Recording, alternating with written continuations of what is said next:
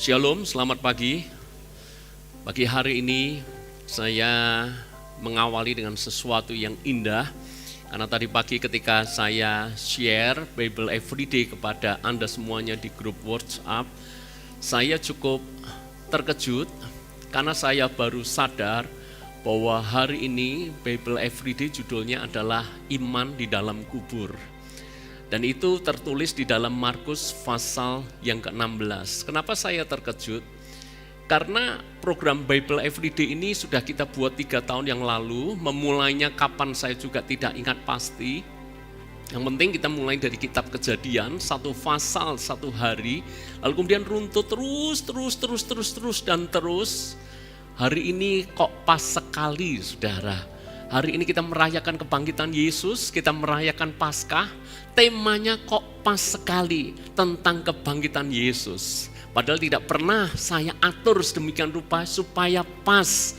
Supaya kalau hari ini kita merayakan Paskah, maka Bible Everyday pembahasannya tentang Paskah. Saya tidak pernah atur itu. Tapi kok pas sekali hari ini Bible Everyday juga bicara soal kebangkitan Yesus. Dan saya lebih terkejut karena kan saya buat video itu kurang lebih mungkin 2-3 minggu yang lalu. Dan ketika saya mempersiapkan khotbah kemarin saudara, kok ternyata ayatnya juga sama persis, yaitu di dalam Markus pasal 16. Mungkin orang berkata, Pak itu hanya kebetulan. Boleh, tapi saya boleh sebut itu kebetulan yang sempurna. Tapi saya juga lebih percaya saudara bahwa Tuhan sedang mengedipkan matanya kepada saya dan kepada kita semuanya. Tidak ada yang kebetulan. Allah mau meneguhkan firman-Nya bahwa Dia Tuhan yang sungguh bangkit dan hidup bagi kita. Amin. Mari buka Alkitab kita sama-sama Markus pasal yang ke-16. Markus 16 ayat yang pertama sampai dengan ayat yang ke-8. Saya bacakan buat saudara. Setelah lewat hari Sabat, Maria Magdalena dan Maria ibu Yakobus serta Salome membeli rempah-rempah untuk pergi ke kubur dan meminyaki Yesus. Dan pagi-pagi benar pada hari pertama minggu itu, setelah matahari terbit pergilah mereka ke kubur. Mereka berkata seorang kepada yang lain, siapa yang akan menggulingkan batu itu bagi kita dari pintu kubur? Tetapi ketika mereka melihat dari dekat, tampaklah batu yang memang sangat besar itu sudah terguling. Lalu mereka masuk ke dalam kubur dan mereka melihat seorang muda yang memakai jubah putih duduk di sebelah kanan. Mereka pun sangat terkejut. Tetapi orang muda itu berkata kepada mereka, jangan takut. Kamu mencari Yesus orang Nazaret yang disalibkan itu. Ia telah bangkit.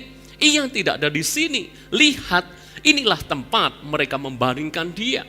Tetapi sekarang pergilah. Katakanlah kepada murid-muridnya dan kepada Petrus. Ia mendahului kamu ke Galilea. Di sana kamu akan melihat dia seperti yang sudah dikatakannya kepadamu. Lalu mereka keluar dan lari meninggalkan kubur itu sebab gentar dan dahsyat menimpa mereka. Mereka tidak mengatakan apa-apa kepada siapapun juga karena takut. Dengan singkat mereka sampaikan semua pesan itu kepada Petrus dan teman-temannya. Sesudah itu Yesus sendiri dengan perantaraan murid-muridnya memberitakan dari timur ke barat berita yang kudus dan tidak terbinasakan tentang keselamatan yang kekal itu. Kalau Anda membaca teks ini, bahkan kalau Anda mencoba menyelidiki dan menggalinya dengan teliti, sesungguhnya kita akan menemukan beberapa hal yang janggal. Buat saya peristiwa Maria Magdalena dan wanita-wanita yang lain yang pergi ke kubur Yesus dan mereka melihat bahwa Yesus bangkit, Yesus menampakkan diri kepada mereka. Buat saya itu ayat yang janggal, itu pesan yang janggal. Kenapa bisa demikian? Mari kita belajar bersama-sama. Paling tidak ada 3 hal saya bagikan kepada saudara tentang beberapa hal yang menarik dari ayat-ayat ini. Yang pertama, yang kesaksiannya tidak dipercaya, justru dialah yang mendapat kasih karunia. Saudara-saudara, kita mesti bertanya, kenapa Yesus pertama kali menampakkan diri justru kepada para wanita, kepada Maria Magdalena, kepada Maria yang lain, Salome dan seterusnya. Kenapa justru wanita-wanita ini yang dipilih untuk menyaksikan Yesus itu bangkit. Ini mengherankan. Kenapa yang dipilih oleh wanita, bukan pria? Kenapa yang dipilih Yesus untuk menampakkan diri pertama bukan Petrus, bukan Yohanes, bukan Yakobus, bukan murid-murid yang lain, bukan para pria, tapi malah wanita? Saya ceritakan sedikit budaya Yahudi pada waktu itu. Pada waktu itu, kalau ada sebuah peristiwa yang membutuhkan saksi, maka saksi yang dianggap sah, saksi yang dianggap valid itu kalau saksinya pria. Kalau wanita, itu kesaksiannya tidak dipercaya. Jadi pada waktu itu berkembang budaya kalau untuk menyaksikan sebuah peristiwa harus pria. Kalau wanita yang menjadi saksi, wanita itu menceritakan, maka kesaksiannya tidak dianggap sah, tidak dipercaya. Mungkin Anda bertanya, mana ayatnya? Yuk coba kita bandingkan Lukas 24 ayat yang ke-9. Ini adalah peristiwa yang sama tapi ditulis oleh Injil Lukas atau oleh Lukas. Lukas 24 ayat yang ke-9. Saya bacakan buat saudara. Dan setelah mereka, maksudnya wanita-wanita itu, Maria Magdalena dan seterusnya. Dan setelah mereka kembali dari kubur, mereka menceritakan semuanya itu kepada 11 murid dan kepada semua saudara yang lain. Jadi Lukas menulis setelah wanita-wanita ini menyaksikan Yesus bangkit, mereka datang kepada Petrus, Yohanes, Yakobus dan murid yang lain, lalu kemudian menceritakan Yesus itu bangkit. Tapi karena wanita yang menceritakan, wanita yang menjadi saksi, maka ayat 10 berkata, perempuan-perempuan itu ialah Maria dari Magdala atau Magdalena, dan Yohana dan Maria ibu Yakobus, dan perempuan-perempuan lain juga bersama-sama dengan mereka memberitahukannya kepada rasul-rasul.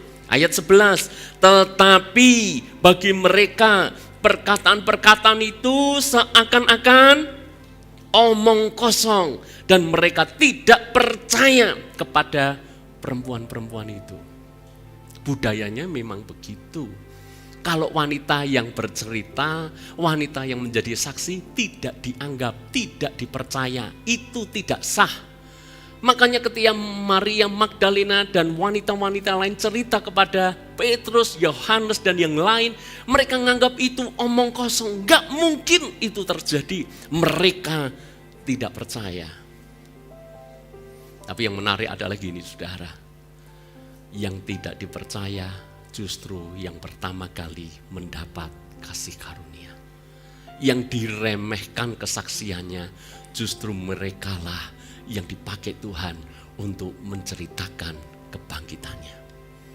Poin pertama yang saya mau sampaikan kepada saudara, manusia melakukan segala sesuatu menurut cara ukuran yang pas dan tepat. Tapi Tuhan ketika bekerja melampaui dari segala cara manusia. Cara manusia kalau mau pakai saksi harus pria, harus orang penting, harus orang terhormat, harus orang punya kedudukan. Tapi Tuhan bekerja dengan cara yang berbeda, malah pakai wanita saudara. Artinya apa? Hari ini mungkin kita adalah orang yang lemah. Mungkin hari ini kita orang yang sebetulnya tidak layak. Mungkin hari ini kita mungkin bahkan tidak layak untuk dipercaya. Tapi jangan tutup kemungkinan cara kerja Tuhan yang ajaib di dalam hidup Anda. Tuhan bisa pakai kita semuanya. Malah dalam hidup saya selalu merasa orang yang merasa tidak layak biasanya adalah orang yang dicari Tuhan, orang yang dikejar Tuhan. Biasanya orang yang merasa Tuhan aku tidak siap, malah justru yang dipakai Tuhan. Musa tidak siap. Ketika Tuhan memanggil pertama kali untuk dia menyampaikan berita penebusan bahwa Tuhan hendak mengeluarkan bangsa Israel dari Mesir, Musa selalu berkata, jangan aku. Banyak alasan, aku ini tidak pintar ngomong. Malah Musa menunjuk kakaknya, pakai saja Harun abangku. Dia pintar ngomong, dia pintar untuk berargumen dan seterusnya. Tapi Tuhan tetap pakai Musa. Malah ketika tidak siap. Coba pikirkan, ketika Musa merasa siap, malah Tuhan tidak pakai. Betul enggak?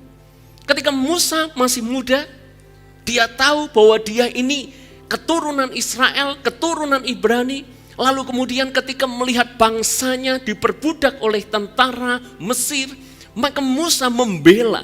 Musa waktu itu berpikir siap untuk membebaskan bangsanya dari perbudakan Mesir. Hasilnya kacau berantakan. Musa malah tidak dipercaya oleh bangsanya sendiri, terdengar oleh Firaun, dan kemudian Musa harus melarikan diri ke padang Midian selama 40 tahun.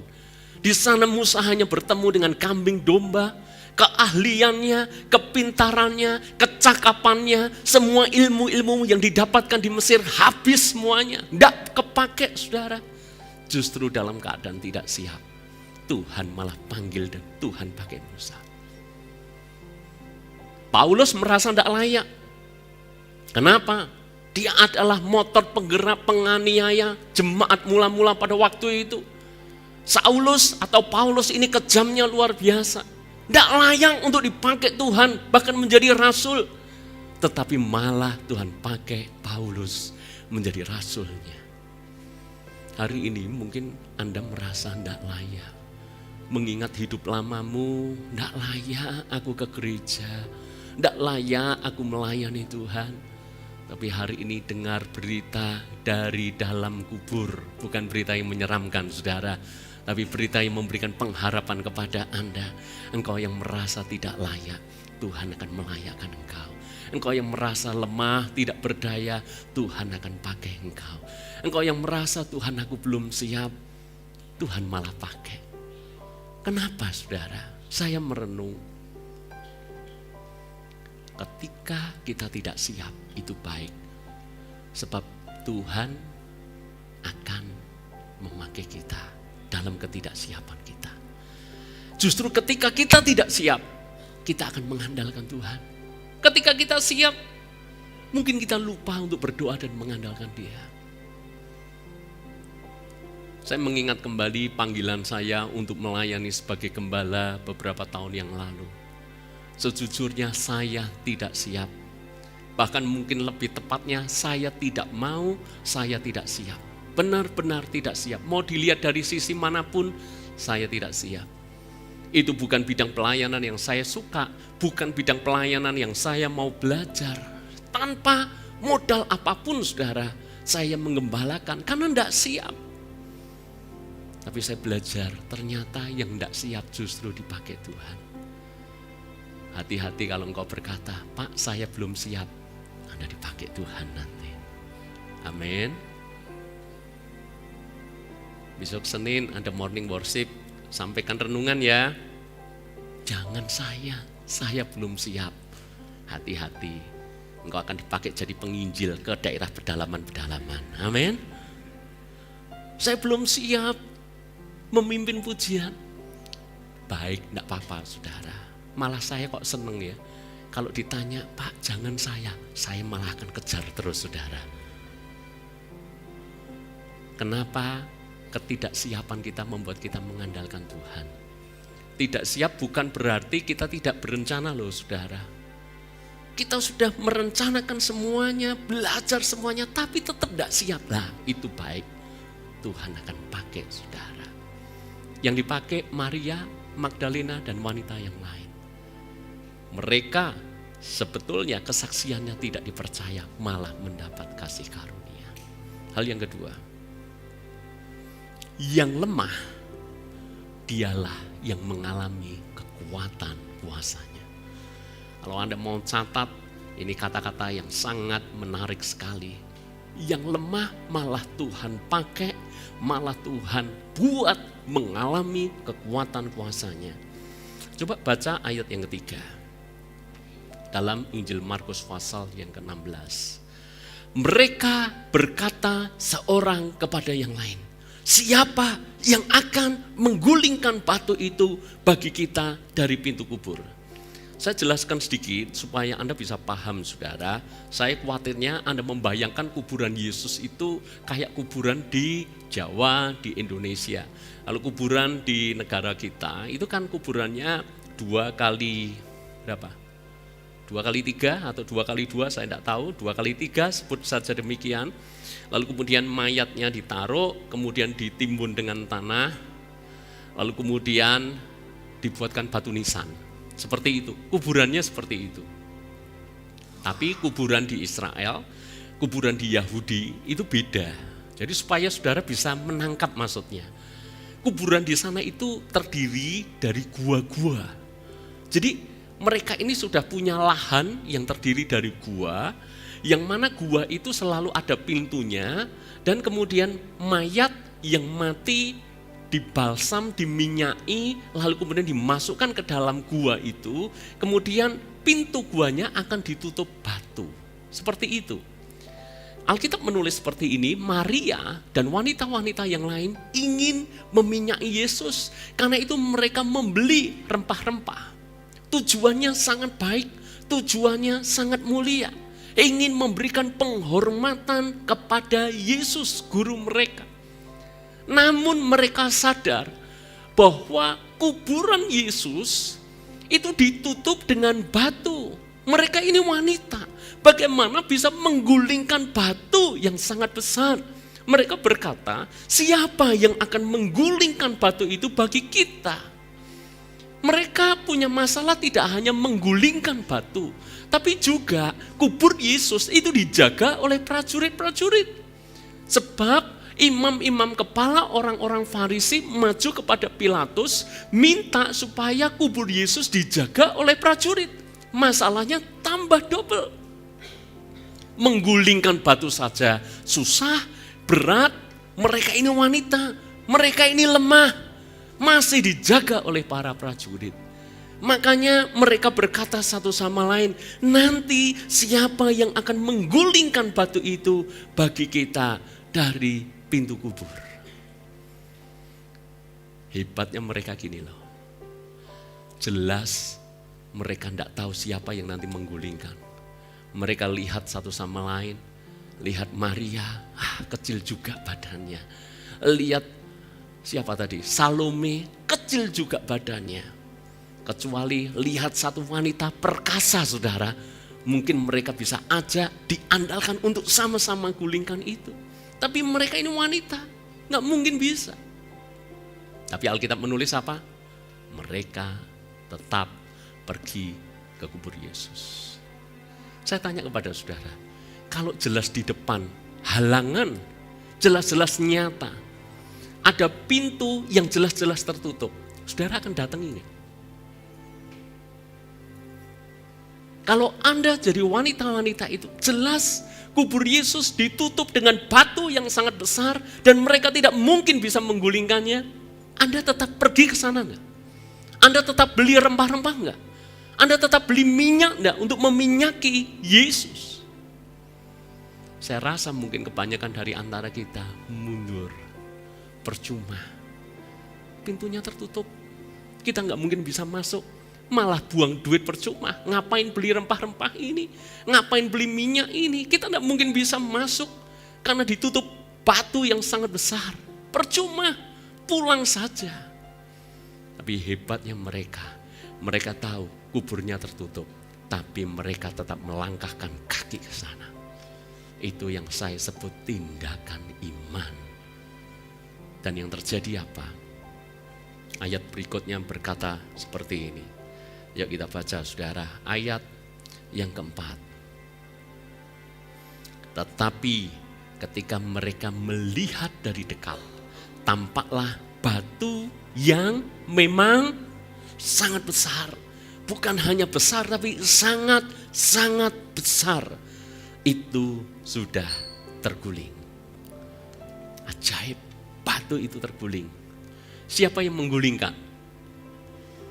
Tentu saja kuasa Tuhan. Pertanyaan berikutnya, ini menarik, tolong jawab. Kenapa batu itu mesti terguling? Ada orang berkata, iya Pak, batu itu terguling supaya Yesus bisa keluar. Amin. Amin. Loh, kalau batunya masih menutup pintu kubur, Yesus bisa keluar enggak? Hah? Bisa? Loh, diulangi lagi. Itu kuburan ditutup dengan batu yang sangat besar. Jalan satu-satunya, akses satu-satunya, ya pintu kubur itu ditutup batu yang sangat besar. Kenapa batu itu terguling? Supaya Yesus bisa keluar. Amin? Amin? Enggak. Loh, kalau batunya tertutup, Yesus bisa keluar enggak? Bisa. Lah kalau bisa keluar dengan batu tertutup, kenapa batunya terguling? Ayo, ini cara goreng tempe itu mesti bolak-balik biar matangnya rata, saudara. Kalau memang Yesus bisa keluar dengan batu yang masih menutup kubur itu, kenapa mesti batu itu dibuat terguling dan pintu kubur terbuka? Betul jawaban Anda. Ini mesti suka baca Bible everyday sehingga tahu jawabannya. Untuk keluar dari kubur, Yesus tidak perlu harus lewat pintu. Tidak perlu pintu harus terbuka baru mereka bisa keluar. Sebab apa? Bukankah setelah peristiwa kebangkitannya, Yesus menampakkan diri kepada murid-murid. Alkitab menulis, murid-murid sedang berkumpul, pintu terkunci rapat. Loh, Alkitab itu detail, saudara. Pintunya terkunci rapat. Kenapa? Mereka takut, mereka sedang dikejar-kejar. Jangan-jangan mereka ditangkap, makanya pintu rapat.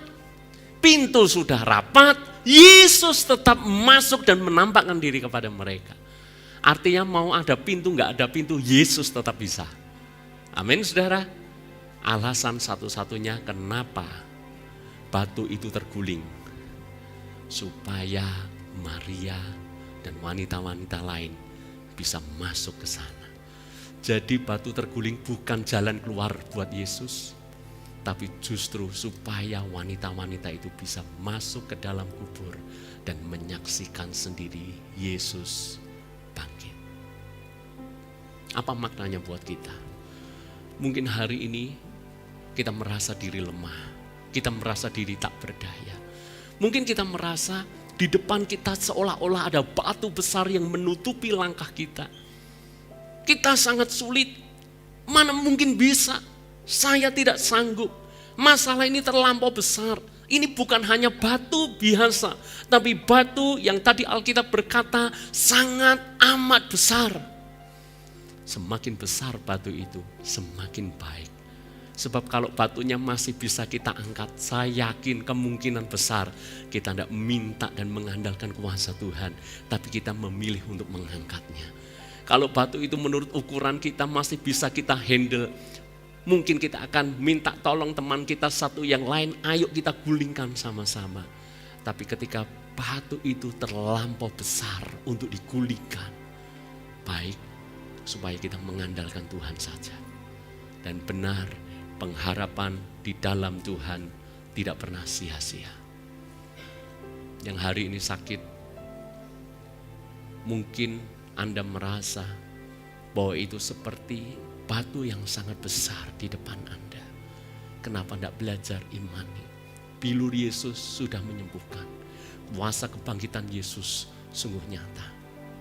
Tidak ada yang mustahil. Yang sakit bisa sembuh. Mungkin Anda tanya, gimana caranya Pak? Saya pun tidak tahu. Tapi yang saya tahu sampai hari ini mujizat Tuhan sampai terjadi.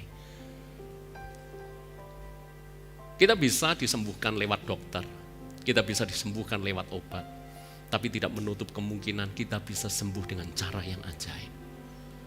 Mungkin Anda sedang berhadapan juga dalam masalah finansialmu, keuanganmu, pekerjaanmu. Sepertinya semuanya buntu, sepertinya sulit, semua jalan seolah-olah tertutup, semua pintu juga seolah tertutup. Anda tidak tahu bagaimana lagi Anda harus menjalani semuanya itu. Tapi hari ini fokus kepada Tuhan, cari Tuhan dengan sungguh-sungguh. Kalau kita mengandalkan kekuatan kita, capeklah kita. Beberapa waktu yang lalu saya ketemu dengan seorang jemaat, saya berikan nasihat sederhana buat dia. Saya tahu mungkin dia sedang bergumul dalam hal pekerjaan dan seterusnya. Pesan yang sama saya sampaikan kepada saudara, fokus dengan Tuhan. Fokus dengan Tuhan lebih dulu. Ibarat kita ini mengejar kupu-kupu. Ada dua pilihan bagaimana Anda mengejar kupu-kupu. Pilihan yang pertama adalah Anda buat jaring, kemanapun kupu itu lari, Anda akan kejar. Anda akan kejar, mirip ketika kita masih kecil bukan? Kita kejar, satu kupu terbang ke sana, kita kejar sana. Dapat enggak? Mungkin saja dapat. Tapi Anda harus terbang, berlari ke sana kemari, berlari ke sana kemari. Anda dapat satu. Lalu kemudian Anda lihat, kupu di sana. Anda ambil lagi jaring, Anda harus lari, Anda harus kejar. Nggak dapat, lari ke sana, Anda kejar, dapat. Memang dapat, tapi Anda akan capek, Anda akan kepayahan. Ada cara yang kedua yang saya berkata kepada jemaat itu. Cara kedua, dan saya memilih cara yang kedua.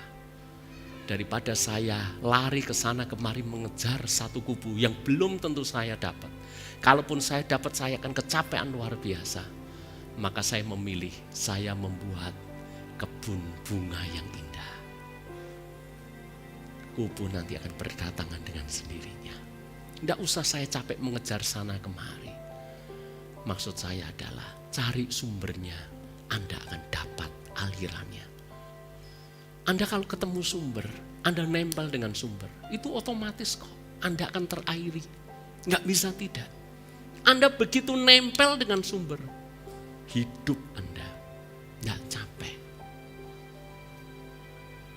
Mana yang kita pilih? Makanya saya mengajak Anda, andalkan Tuhan lebih dari apapun. Batu yang besar bisa terguling. Kalau Anda punya iman, melangkahkan kaki ke sana, berjalan di jalannya Tuhan. Amin saudara. Praktek ya saudara ya. Saya benar-benar berharap jemaat ngalami Tuhan. Semuanya ngalami Tuhan. Yang hari ini mengalami pintu besar, yang mana batu menutup, hari ini alami Tuhan dengan sungguh-sungguh. Yang ketiga, yang terakhir, dan saya akan selesai di sini. Ayat yang ke-7. Tetapi sekarang pergilah, katakanlah kepada murid-muridnya dan kepada Petrus, ia mendahului kamu ke Galilea, di sana kamu akan melihat dia seperti yang sudah dikatakannya kepada kamu. Lalu mereka keluar dan lari meninggalkan kubur itu, sebab gentar dan dahsyat menimpa mereka. Mereka tidak mengatakan apa-apa kepada siapapun juga karena takut. Dengan singkat mereka sampaikan semua pesan itu kepada Petrus dan teman-temannya. Pagi itu mereka berhadapan dengan pengalaman yang luar biasa, cukup mengejutkan buat mereka. Mereka tidak menyangka bahwa batu itu sudah terguling. Mereka tidak menyangka bahwa kubur Yesus sudah kosong. Dan kain kafan itu ada di kubur itu. Kain peluh itu terlipat dengan rapi. Artinya jelas mayat Yesus tidak mungkin dicuri. Kalau mayat Yesus dicuri saudara, tidak mungkin pencuri masih sempat-sempatnya merapikan daripada kain peluh itu. Tidak mungkin. Fakta bahwa kain peluh itu terlipat dengan rapi, itu artinya Yesus bangkit. Pesannya kalau bangun tidur dilipat dulu kasurnya, dilipat dulu selimutnya. Bukan itu. Itu fakta Yesus bangkit. Bukan dicuri mayatnya. Enggak ada pencuri, mencuri televisi, komputer, lalu kemudian rumah berantakan dirapiin dulu, baru kemudian dia keluar. Enggak mungkin. Jadi kalau kain peluh Yesus itu terlipat dengan rapi, itu artinya Yesus bangkit. Mayatnya tidak dicuri seperti yang dituduhkan oleh banyak orang. Amin. Pengalaman yang mengejutkan buat Maria. Dan mereka memutuskan untuk menceritakan semuanya itu kepada murid-murid yang lain. Yang tidak diperhitungkan, malah dipakai Tuhan untuk menceritakan kebangkitan Yesus. Kenapa yang dipakai malah Maria? Itu kan menjadi pemikiran kita. Maria itu wanita, waktu itu wanita itu enggak dianggap. Kedua, Maria sendiri itu punya background, bukanlah wanita baik. Sebab Alkitab menulis Maria Magdalena ini pernah dirasuk 7 roh jahat. Saya enggak tahu apa yang dibuat Maria sampai ada 7 roh jahat merasuk wanita ini. Kalau dirasuk 7 roh jahat, kesimpulannya apa? Pasti stres. Pasti gila. pasti aneh perilakunya karena dikuasai 7 roh jahat. Tapi yang seperti ini loh, yang mungkin dunia membuangnya, mungkin orang-orang di sekitarnya takut dengan Maria karena dirasuk 7 roh jahat, malah dipakai oleh Tuhan. Yang tidak diperhitungkan malah dipakai Tuhan. Mungkin hari ini Anda menyadari, Pak, hidup lama saya gelap. Pak, dulu saya jahat. Dulu saya berandalan. Pak, saya orang bejat. Hidup saya cabul, hidup saya kotor.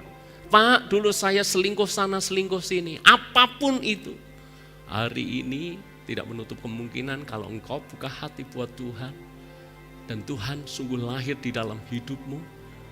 Kuasa kebangkitannya akan memulihkan saudara. Dan saudara malah akan dipakai Tuhan untuk mengabarkan kabar baik itu. Sebab kabar baik memang harus diceritakan. Kabar baik tidak boleh disimpan untuk dirinya sendiri. Anda bayangkan kalau Maria tidak mau menceritakan kepada murid-murid, apa yang terjadi? Maria dan wanita-wanita pulang dengan pengharapan.